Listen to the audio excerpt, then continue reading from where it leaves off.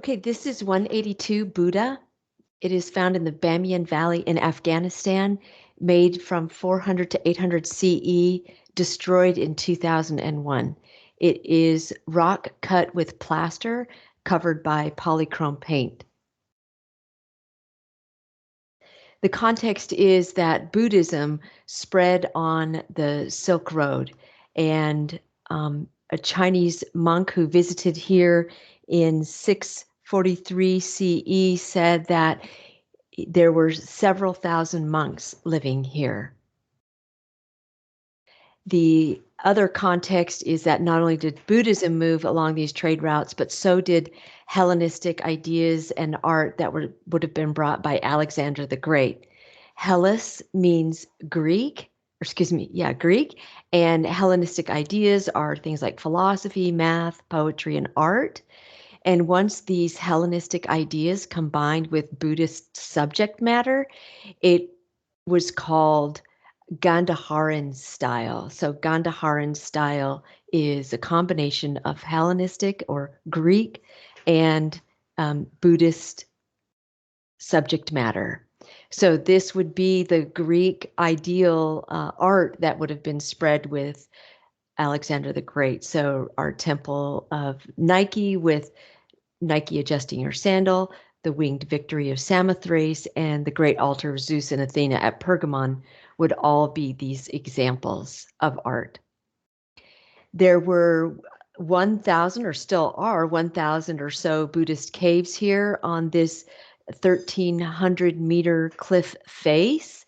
And then these caves would have been interconnected with corridors, and they would have been used by monks and hermits who would have been practicing Buddhism. Caves like this are still used today by Afghanistan people who live in them. Not necessarily these, but in others in this region, because sandstone is easy to carve out of. Context, you can see here a monastic cell, and these cells that were the site of the Buddhist community could have been painted. And so they were painted because we still have that example left over. And so this is that paint, and this would have possibly been the same type of paint that would have been used on the Buddha statues. So more context is that in 2001, the Taliban, a Muslim kind of extremist group, blew up these two Buddha statues. They felt, first of all, that they were idols, but there's also kind of the mixed messaging, but that belief that there was European and Asian support to kind of shore up these statues and protect them from environmental wear and tear, particularly water that was leaking. And the Taliban said that in addition to them being idols, they were kind of disappointed, the Taliban was, that the communities outside of the Bamiyan Valley would support the Buddha statues, but not the people that lived in the region. So further context is when we destroy other art that is not ours or that we don't agree with, that's called iconoclasm. And a result of this was a huge loss of tourism that people in this valley really relied on. So what to do then since 2001? Sandstone is really fragile, and it was kind of degrading before this, but with the explosions, the corridors and the caves nearby are at risk.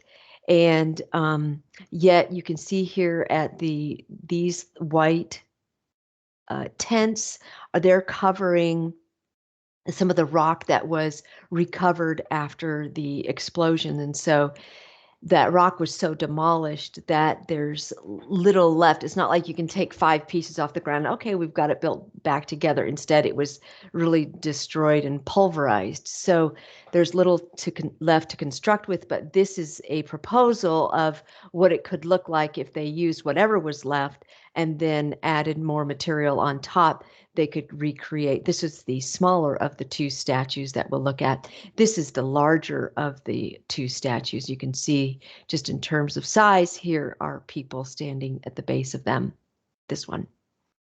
And some people, this is a millionaire couple from China who have donated like 77 thousands of dollars to project up the Buddhist statues in lieu of rebuilding them. And this was a momentary projection. The UNESCO gave them permission to do that. And the people in the valley, of course, would like them rebuilt because that would enhance the tourism and bring it back. Okay, so the form of these, this is the East Buddha, it was 125 feet high, covered with pigments, like I said, and appeared to be made of metal. There's some thought that there was copper at one point covering the face. They are made in high relief, and you can see the Hellenistic Greek influence here of the drapery that's not kind of like wet drapery, and they are carved in the round. This is the West Buddha that is 180 feet high. It was at the time the largest standing Buddha in the world, and it was described by that same Chinese Buddhist monk Wanzang as, quote, golden color and brilliant gems were on its outside. Now that would have faded over time. The gems might have been stolen over time. The design of it being in the round would have allowed for circumambulation at the feet of the Buddha. The back wall was the back of the Buddha was attached to the back wall, but again, you could have circumambulated the feet like you do Buddhist temples, like the temple at Sanchi, Angkor Wat, Borobudur. Oh, actually, not so much Angkor Wat. Take that back. The function here is that this would have served to remind all of the Buddhist merchants and pilgrims to continue to follow Buddhism or to take up Buddhism if they weren't already Buddhist, traveling and trading along that Silk Road. This also shows the intersection of religion and art on the Silk Road because we have that Hellenistic Greek art style combining with Buddhist subject matter. And then this also demonstrates iconoclasm, which is the destruction and of other art. So this is piece 182 titled Buddha, found in Bamiyan, Afghanistan. And it was made from between 400 to 800 CE. We don't know actually who made it, by the way. It was destroyed in 2001. It was made out of cut rock with plaster and polychrome paint.